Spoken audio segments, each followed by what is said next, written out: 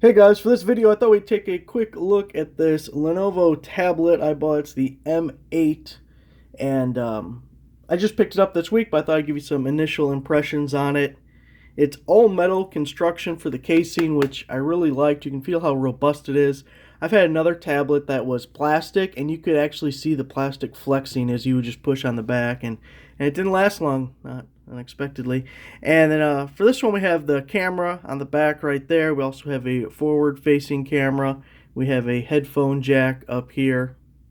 Trying to keep the screen on. On the side, you have your micro SD card. You can insert right there. It comes with the little tool to punch that out. You just jam that guy in there. This thing pops out and you put in your SD card. I added a 32 gigabyte. On the other side, we have the power button here. We have a little rocker for the volume up down. Uses a micro USB for charging. It does come with the micro USB charge cable. Now, if we look at it, a few of the things that I don't like, I think, are more attributed to Android as the operating system more than anything else.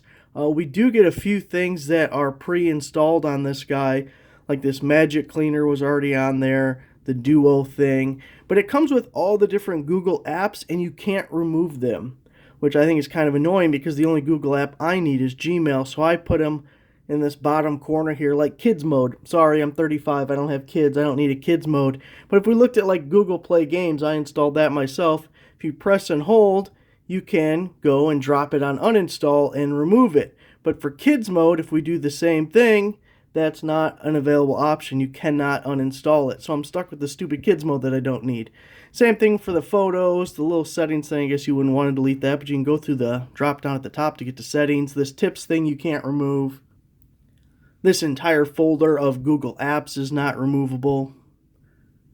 I was able to put the Chrome browser up here, and I rather use Brave, so it's kind of sticky there at the bottom, and you can change what items are down there. But looking at some of the other apps I've installed, so far everything's worked for me. The one reason, or one of the reasons I wanted a tablet is because my cell phone's getting too old, and it can't install certain apps. They say they're not compatible with it. And I've tried those. Like, for instance, I couldn't download the Amazon app on my phone, but this tablet, it worked just fine. So I haven't gotten to games, but watching videos and like all these little shopping apps and things, that's all worked so far. So, and it runs pretty smoothly. As you can see, I'm at 82%. And if we go to the battery section, in the settings, you can see last full charge 2 days ago, screen usage since full charge 1 hour 39 minutes. So 1 hour 39 minutes of use and still over 80%. It's pretty good for battery life. Now I guess I'm not 100% sure, but I think all the apps I've installed have gone to the SD card. That's why you're seeing 1.24 gigabytes installed on the SD card. And the internal shared storage for the device says 13.86 gigabytes is being used. So I'm guessing that is all the pre-installed stuff and the Android operating system. So even though it says it's a 32 gigabyte tablet, don't think you're going to be able to use the whole 32 gigabytes any way that you want, because a good chunk of that is already used. And there was some apps that came with this, some like game apps. I don't even know what they were. I mean, they were games. I don't remember what games they were. Anyways, I uninstalled them. It actually did let you uninstall those.